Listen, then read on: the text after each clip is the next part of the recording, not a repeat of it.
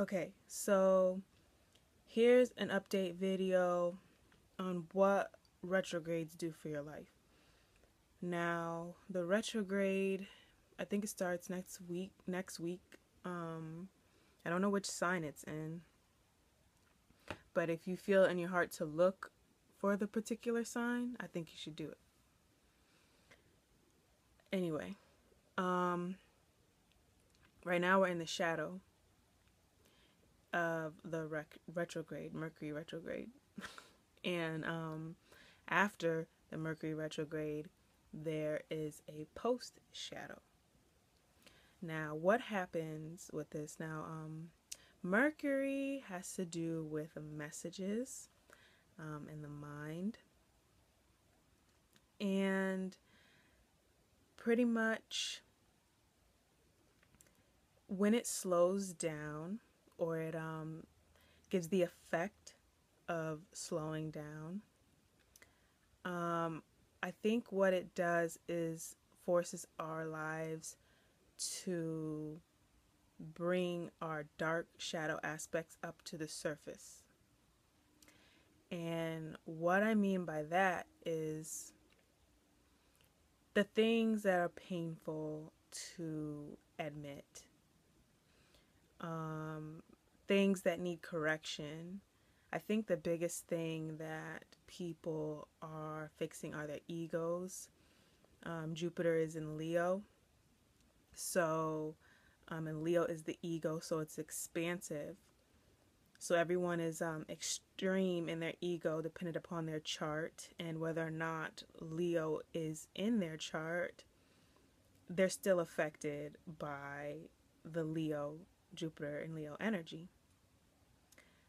So anyway, there's so many factors with the Mercury in retrograde, but I'll just stick to the ego.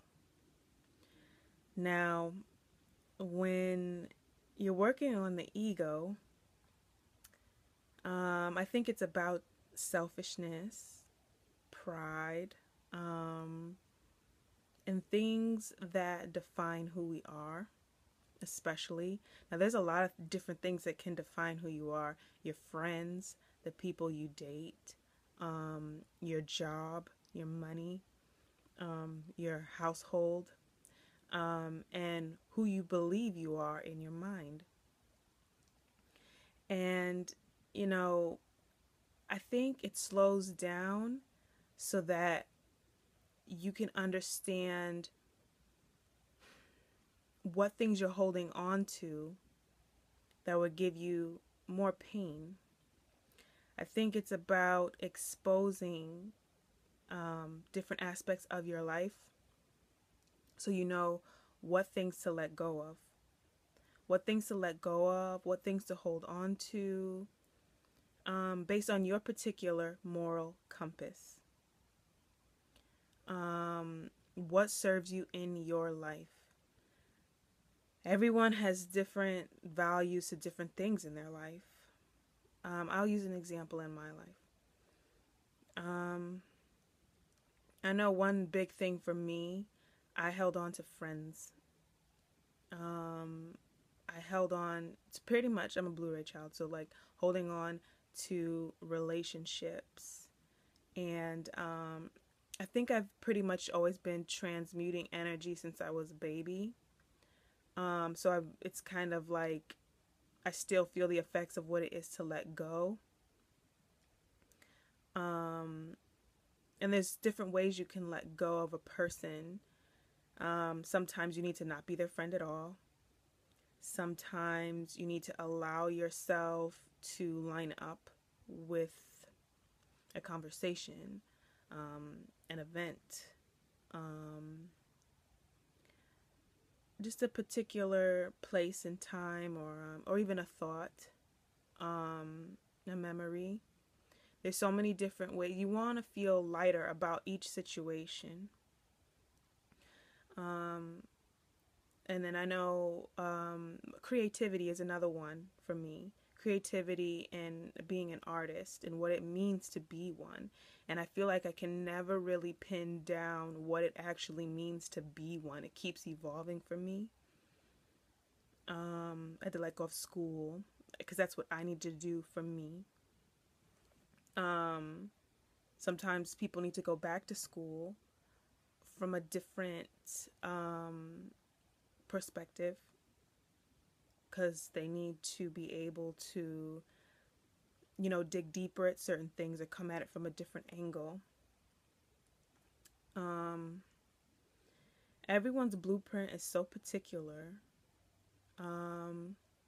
I know, how can you tell when someone is not on their quote unquote path? Well, it's hard because everyone has different aspects of their life and has different ways of healing and takes time in different ways. That's why I feel like ultimately only they can know, and why it's important to just focus on your own life. But usually, I guess in a general sense, it's unnecessary pain, unnecessary struggle. So there might be certain aspects of struggle that you need. But maybe if you compared your life, I guess, Mercury is ruled by Gemini, or Gemini is ruled by Mercury.